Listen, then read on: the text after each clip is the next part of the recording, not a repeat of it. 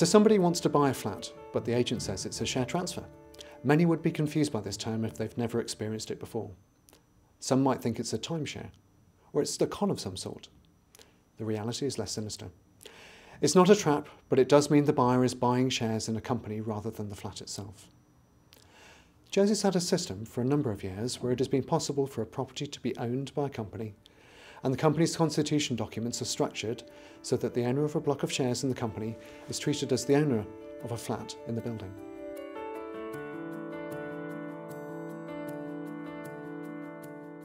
To demonstrate how it works, let's take an image borrowed from baking.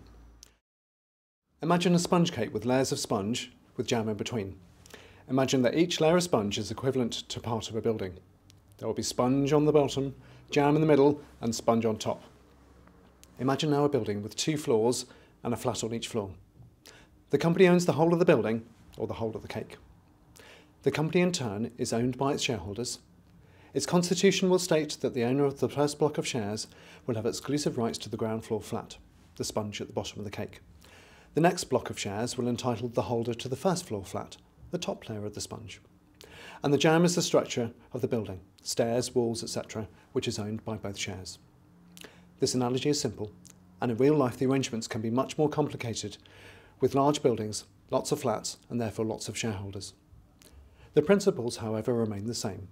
The company owns the whole of the building, but its shareholders have divided the building amongst them, and each of the holder of a block of shares in the company is entitled to exclusive occupation of their part of the building, or, to put it another way, to have their own slice of the cake while sharing the jam between them.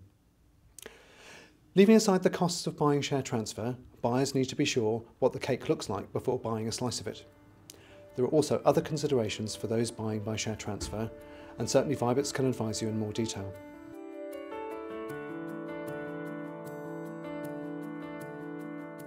For now, here is the headline considerations buyers should be aware of.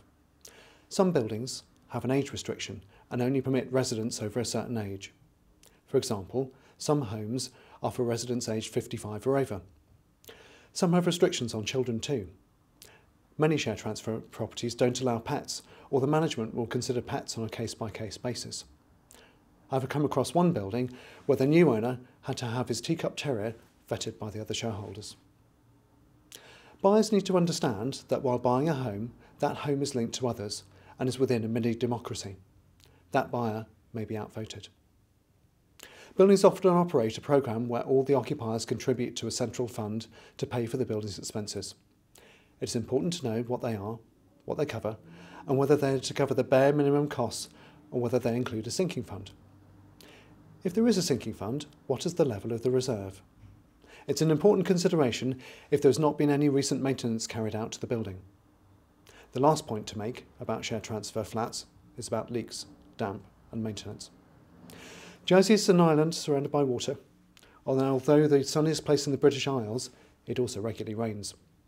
Some buildings can suffer from water penetration, and the last thing I'd want somebody to do is buy a damp flat.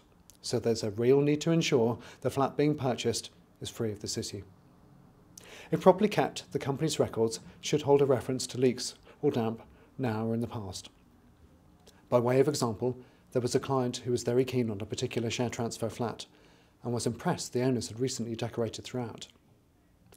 It was only on noticing the black mould behind a radiator did she realise the reason for the paint job. Needless to say, she did not proceed with the purchase. Our advice with any property transaction is do your homework. Buyers need to keep their eyes open. Certainly we can advise on the rights, responsibilities and company records when making a share transfer purchase. Please get in touch if you need advice.